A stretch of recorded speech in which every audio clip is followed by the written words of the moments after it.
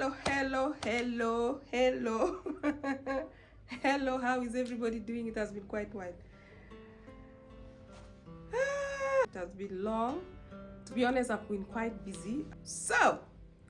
And I was thinking of what to talk about. So this time, I've not yet started talking about marriage, but allow me to talk about some of the challenges that I faced as someone who never really understood what marriage is. One, I never grew up in my own family, like mother, father in one place, seeing an example from them, and nobody taught me how to handle marriage. I never really understood the whole thing.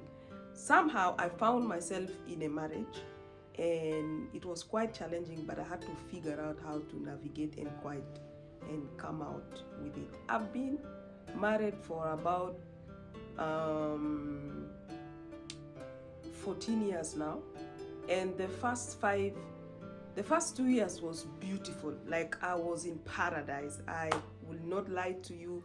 I felt like on top of everything, like all the love that I missed out as I was growing up, I had it.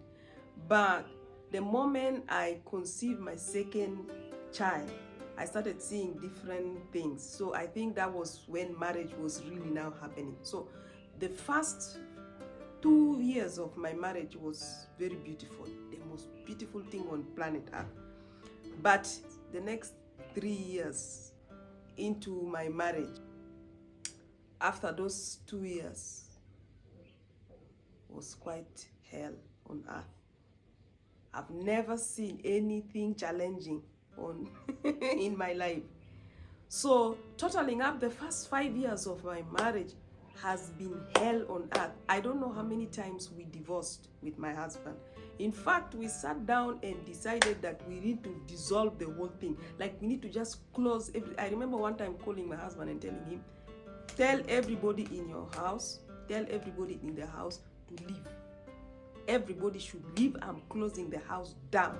And he's like, okay, so when you close the house down, what is going to happen? I said, I don't know, but I just want everybody to leave.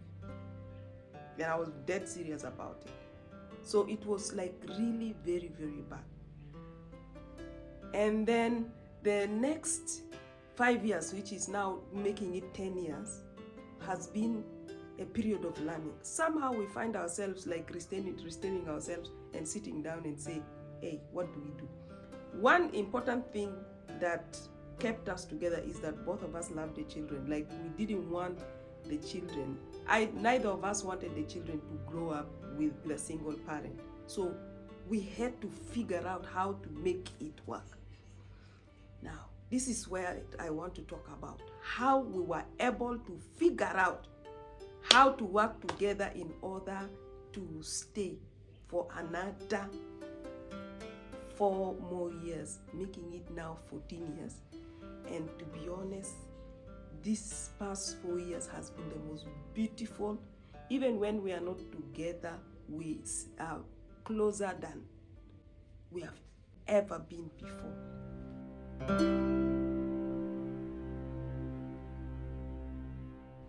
So one of the challenges that I struggled with was how to communicate with my husband. I felt like my husband was not hearing. Like if you say one thing here, like we just could not. We were just communicating to respond. We are not like trying to understand what the other one is saying. And me is worse. There are mistakes that I did that are really, really, really very bad.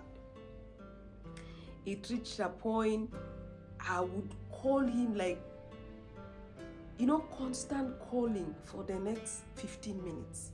Like you call 15 minutes, like the call is, no one is speaking, but I am calling, to the extent sometimes he would call back and say, what is the problem? Is there an emergency? There is nothing. So I had to learn how to communicate to a man, and I had to communicate to a man. Now, what I've discovered is that men are not like women. You know, a woman will just be like, hello, where are you? I didn't like the way you did that. Okay, sorry. But for a man, you can't just say, we need to talk. Because the moment you say that, they put all their arsenal, everything. They are ready, combat, they are ready to fight. Why? Because men are not created like me. Men are wired completely different. Men have found out that naturally, they are military in nature. Like, they are just built to, fight. So because of the way they are created, the way they are wired, the way you approach them is not the way you approach any other person, especially if he is your man, if your husband. Now I realize that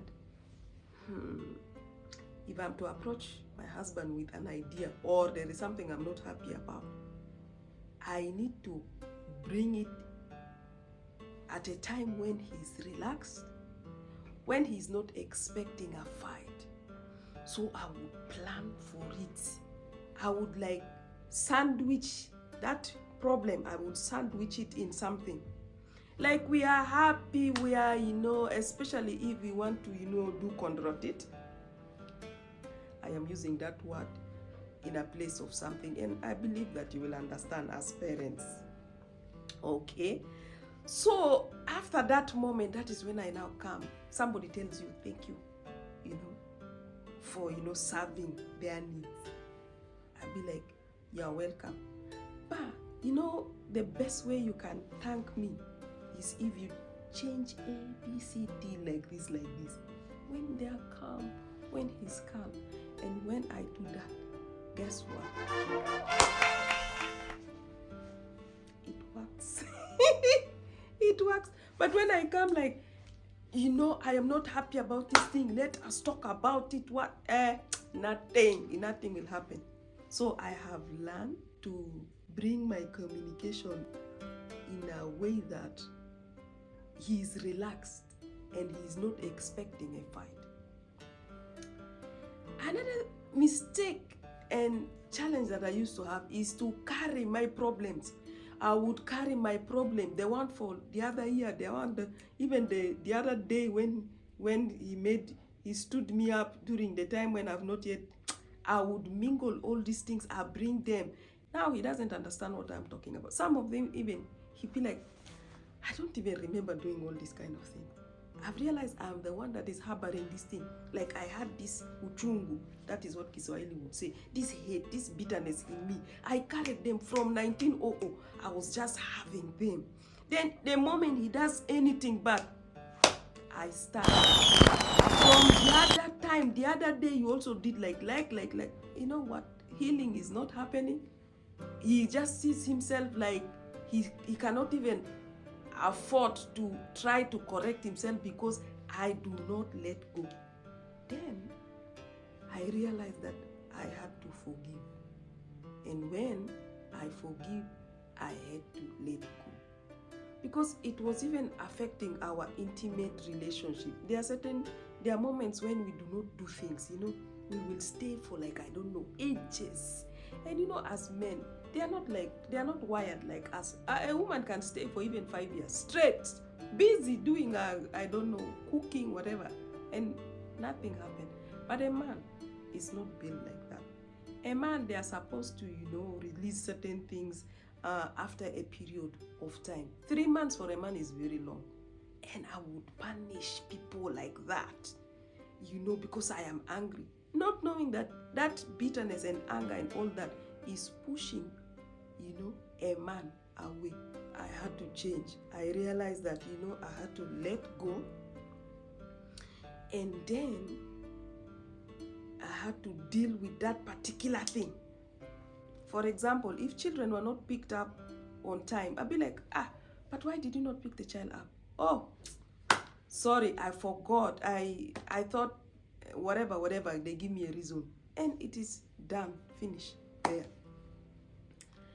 Another thing I used to do is to tie sumbusa for even 3 months. I am not talking. It was not healthy. I was the one suffering. Other people will just be, going to work, do their things, talk to your friend, to their friends, go out, watch football, come back, shower, sleep. Me, I'm still angry. And I was the one suffering. It was affecting my mental health. I was now becoming uncouth, unkept, old. I don't pay attention to myself because I am busy being angry. I learned something, that whatever it is that I pile the whole day, by the time I'm going to bed, I've checked them out. Hey, by the way, I wasn't happy with ABCD. Okay, sorry, finish. I go to bed. I've learned, and I'm telling you to learn this thing. Never go to bed when you're angry. It's going to be very hard. It was hard for me because there are certain mistakes. There are certain things that will really tempt you to want to keep it. You want to keep it for even 100 years. But guess what? It does not affect the other person in any way. It is affecting you.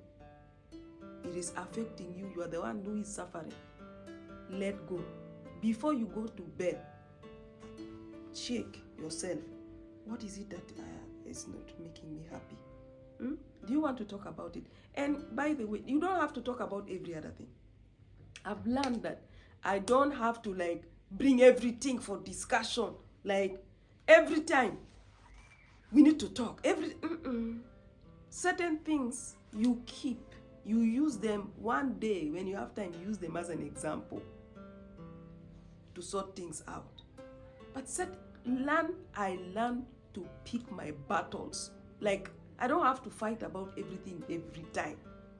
Another thing I have learned is to avoid following people, supervising, every time. Who are you talking to on phone? Who have you been calling? How many? I've realized that if I don't know something, it does not affect me in any way. If they want to bring it before, they bring it to the table, we'll discuss about it. And if I want it, I want it. If I don't want it, I will make it clear that I do not want it. From day one, I made it clear to my husband. I want you to know that I cannot share a husband.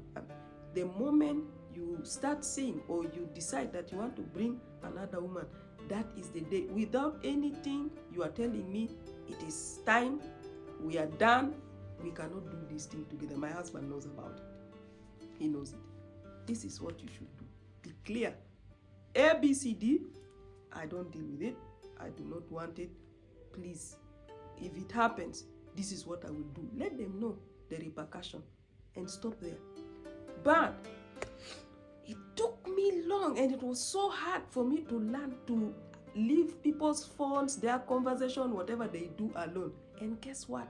It is helping me because I don't know. They don't bring it to me unless someone calls me and say, I slept with your husband. I was doing this thing. Then I will tackle it. But if it doesn't come like that, I stay away. So anything that is going to make me stress, no. I do not go to bed when I am angry. 2, I do not check people's phone. I do not supervise people. But I will tell you, babes, this and that, I do not want. If it happens, this is what I will do. We agree. This is what I will do, and exactly if it happens, that is what I will do. So the moment you made that clear, that's enough. So they know. It will not take them by surprise that, you didn't clarify to me that you will not be happy with this one. So make it clear to them that I don't want this and it should not happen. If it happens, this is what I will do. I stopped following my husband. I stopped going to bed when I am angry. I changed my approach to resolving problems. And I also learned to forgive. Another thing that has helped me so much in my marriage is that I learned to value and respect my husband. I stepped away, and I just want to make this clear. Stepping away from that masculine responsibility does not mean that I do not do things or I'll allow my husband to do anyhow he wants to do. No. But there are certain things I will bring to his attention and be like, babes, I want to do A, B, C, D because it is my passion. I want to do it. And it's not that I am asking for permission or anything. For instance, when I started posting on social media, I talked to him about it. I'm like, honey, I want to do A, B, C, D. Why? Because I have just a passion for it, and I wanted to do it for a very long time, but I just didn't get that time. And now I feel it's the right time for me to do. Okay, what exactly do you want to do? Once in a while, I will involve the family. I will share photos. I will share certain things. Then he was also clear. He's like, okay, if you're going to do that, make sure A, B, C, D are not brought out to the public. And we have agreed. So to him, he saw it like I was respectful. I didn't just wake up in the morning and decided to do something. There is no way I will wake up in the morning and I'm like, I'm going to buy something just like that. I learned to, run things by him, not to seek for approval, but just to let him know that I have an idea or plan of how to do this thing. So there, he feels respected. He feels like the head of the house, and he respects me back, which I did not do in the beginning. So hey, listen, if you want to watch more of this kind of content that I am doing, I request that you subscribe, like, even if you don't share, just subscribe and like, because it will encourage me to create more content. So after a lot of experiences, I think even God himself wanted me to deal with men or something like that, because I've realized that growing up, I was the only girl among two boys in the house that I grew up in. And then when I was old, I gave birth to boys first. And at the last minute, I was surprised with a girl. After making me be a tomboy in my own house, then God surprised me with a girl. And then my husband is also a boy. So I lived a lot with boys. My friends are boys, even at workplace. My best friends, they happen to be men. I kind of understand men more than I do girls. So probably that's why I was able to navigate some of the hurdles in my marriage. And that is why I was able to stay there. Believe me, I would have left. Even my husband, we reached a point we're not even fighting. We're like, you know what? It's not working.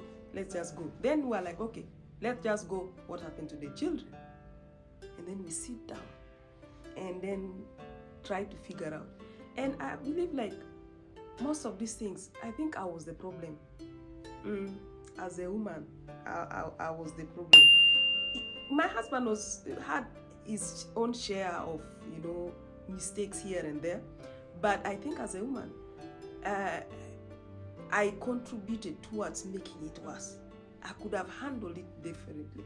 So the moment I realized that, I called myself to a meeting, which I do frequently. I called myself to a meeting and sat down and told myself, Giri, that's my home name. What do you want to do and how are you going to, make this work? So when I sat down and I came up with some, ideas after listening to other, ideas, talking to grown-ups, talking to my own grandma, reading books. And believe me, there is no one size fits all when it comes to marriage. It is just what works for you. What kind of personality are you dealing with? What is your own personality? What works for you? And what works for me might never work for you, but having my own, hearing my idea might help you coming up with your own solution on how you can resolve yours. So this is what I've learned and how I was able to navigate through all this marriage wahala. Number one, forgiveness. It was very hard at first. But I did 1, 2, 3 times.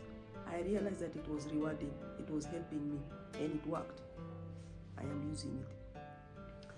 because I realized that not forgiving pushes my husband away. He was not comfortable around me because I am always like, tigeress, lioness, all puffy, all angry. And because I am angry, I do not smile. My stone face is just making him not to come home. So I learned to forgive and learn to smile more. Like, yes, I smile. I realized that I have a wide smile, a very nice smile.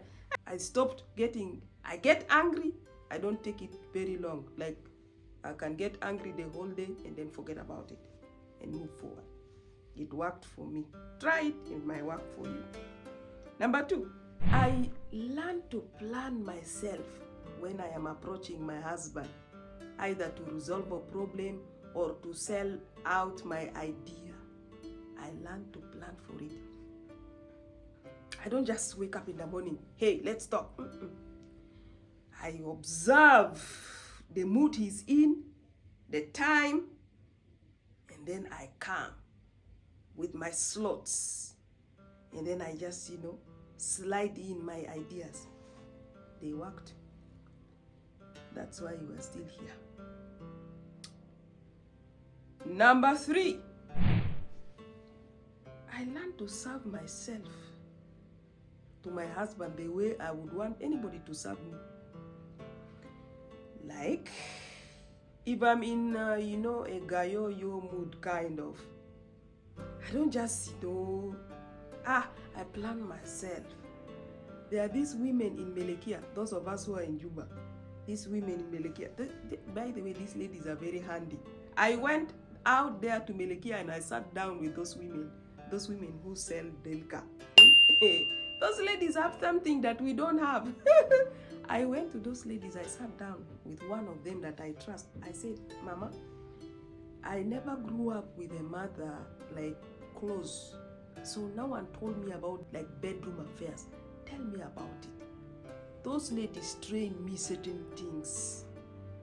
So when I'm in a gayoyo business, I know how to do things. I come when I am fresh. Like the way I want to be served, that is how I come.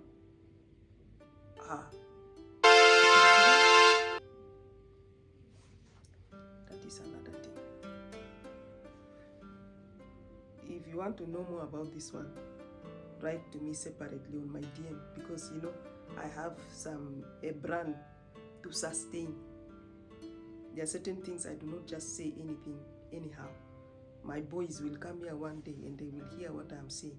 So I want to be respectful in the things that I say, but I also want to make sure that it is in a way that I can convey it in a way that somebody can get. Okay? Because in my community, people don't just say things anyhow. I don't want to scare people.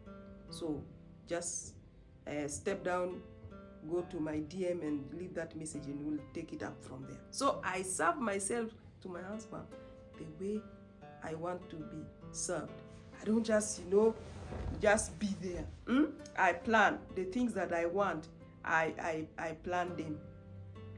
Another thing is hygiene, and then also distraction. By the way, another thing that has worked for us that might work for you also. Okay, my sons, this is the time where you will step out, because we do go out. Our boys are now growing, they are older, and so there are certain things there, you cannot do in the house without them knowing that, hey, something is happening in the other room. So what we do is we go for overnight. My husband and I will go for overnight, and we do what we praise together, only the two of us. We can just, go to an overnight in a hotel somewhere. We praise, we worship, we do all the things that we want to do to our satisfaction, and then we come back in the morning when we are healthy, fresh, and everything. So those things, they work for us, because sometimes the bedroom can keep you confined. You want to shout, you can't shout. You want to praise very well, you can't praise. Why? Because you don't want to distract other people, the neighbors plus the children sleeping in the other room. So normally we go for our night vigil. you know what I mean. We go for night vigil to praise and worship. Only the two of us. Anyhow we want. And we come back. By the way, it has worked. It might not work for you, but trust me, it has worked. So I learned to serve myself to my husband the way I want to be served.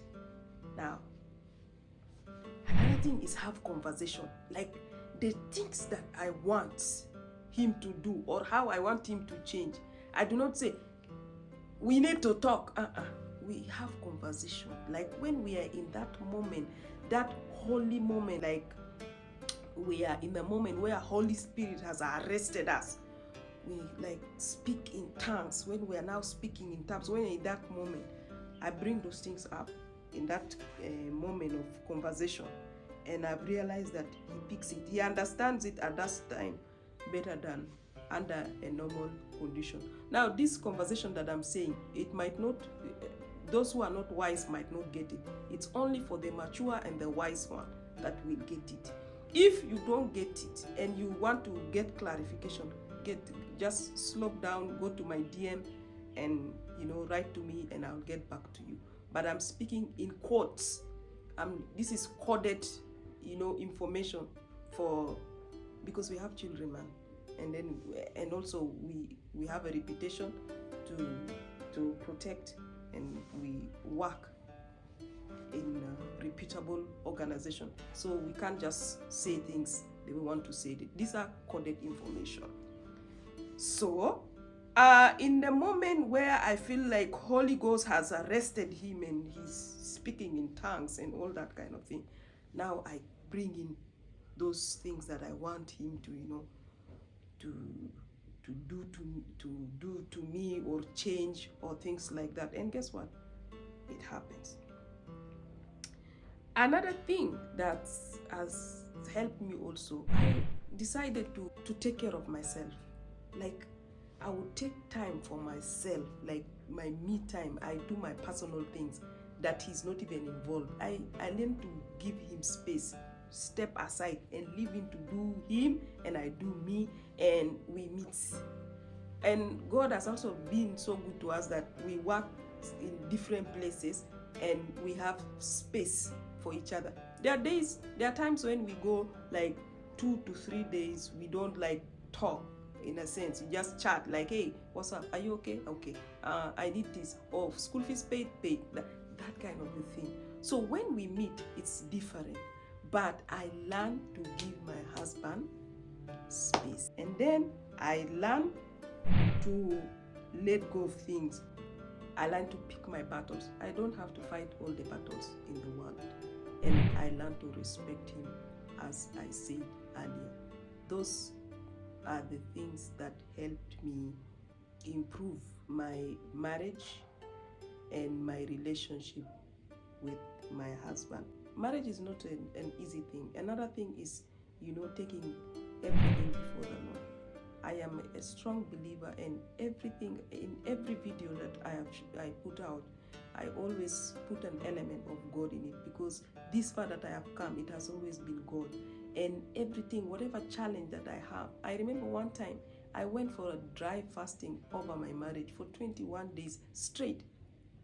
And I feel like that moment that I have, that particular period that I spent, God has done something tremendously about my family, my marriage, and my own children. So God should always be the center of everything. Your marriage, your home, your children, whatever affairs that you have. God is paramount. God is number one. If you put God in the center of everything, guess what? It will never fail.